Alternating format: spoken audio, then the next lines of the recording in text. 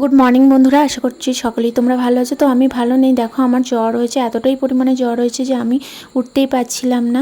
আর কাঁথা গায়ে দিয়ে শুয়েছিলাম, কিন্তু কি করব বলো, আমাকে তো উঠতেই হলো। রেডি হচ্ছি এদিকে, আর এতটাই শরীর দুর্বল যে আমি ঠিক করে দাঁড়াতেও পারছিলাম না। আর এদিকে অনেক ড্রেস দেখার পর ফাইনালি এটা পরে নিলাম, কারণ আমি হসপিটালে যাব ডাক্তার দেখাতে। আর হসপিটালে না গেলে, ডাক্তার না দেখালে, ওষুধ না খেলে আমি কি করে ঠিক হব বলো। আর এদিকে তাই জন্য আমি হালকা করে মেকআপও করে নিচ্ছিলাম। এদিকে হালকা করে প্রাইমার লাগিয়ে নিচ্ছিলাম, তারপরে আমি সানস্ক্রিনটা মেখে নিচ্ছিলাম। আর বাইরে ছিল রোদ, আর এদিকে রোদে আমি বেরোবো, সানস্ক্রিন না মেখে গেলে আমি তো কালো হয়ে যাব বলো। তারপরে আমাকে কে পছন্দ করবে। আর এদিকে দেখো চোখটা খালি খালি লাগছিলো, জ্বর হয়ে পুরো মুখটা শুকিয়ে গেছে। তোমরা ভিডিওতে দেখতে পাচ্ছ আমার মুখটা কতটা শুকিয়ে গেছে আর আমি কতটা দুর্বল। এদিকে আমি হালকা করে কাজলও পরে নিলাম, চোখটা খুবই ফাঁকা ফাঁকা লাগছিল, তাই জন্য কাজল পরে নিলাম। আর এদিকে হালকা করে লাইনারও পরে নিচ্ছিলাম। ফাইনালি লাইনার আর কাজল পরে নেবার পর দেখলাম আমার মুখটা আগের থেকে অনেকটা ঠিক লাগছে। তারপরে ভাবলাম আর কি করব।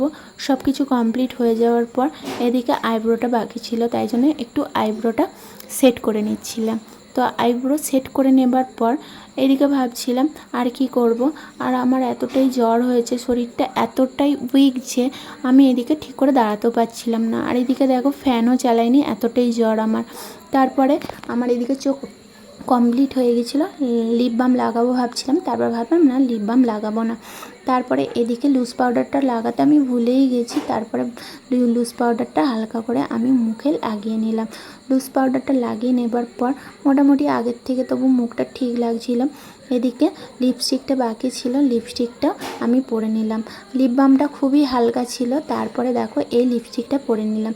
তোমরা অবশ্যই কমেন্টে জানিও লিপস্টিকটা পরে আমাকে কেমন লাগছে। তারপরে সব কমপ্লিট হয়ে যাবার পরে দেখলাম এই ড্রেসটা ঠিক ভালো লাগছে না। তারপরে আমি তাড়াতাড়ি গিয়ে চেঞ্জ করে নিলাম, এই শাড়িটা পরে নিলাম। শাড়িটা পরে একটু ঘুরছিলাম, হঠাৎ করে মাথাটা ঘুরে গেল, কারণ তোমরা জানো আমার জ্বর হয়েছে, শরীরটা খুবই দুর্বল, কি করব, তাই জন্য মাথাটা ঘুরে গেল। আর দেখো এতটাই দুর্বল, তোমরা আমার ভিডিওতে আমার মুখটা দেখলেই বুঝতে পারছো যে আমার মুখটা কতটাই শুকিয়ে গেছে। তারপরে ফাইনালি শাড়িটা পরে নেবার পর ভাবছিলাম চুলটা কী করব, শাড়ি পরেছি, চুল তো করে রাখলে হবে না। তারপরে অনেক ভাবনা চিন্তা করার পর চুলটা খোঁপা করে নিলাম।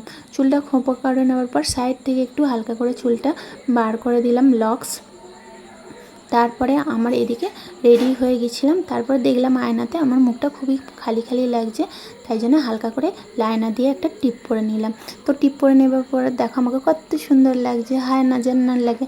তো এদিকে দেখো কানের আর পরবো না, জ্বর হয়েছে, বেশি সেজে গুজে যাবো না, ডাক্তার দেখাতে যাচ্ছি হসপিটালে, সবাই হাসাহাসি করবে।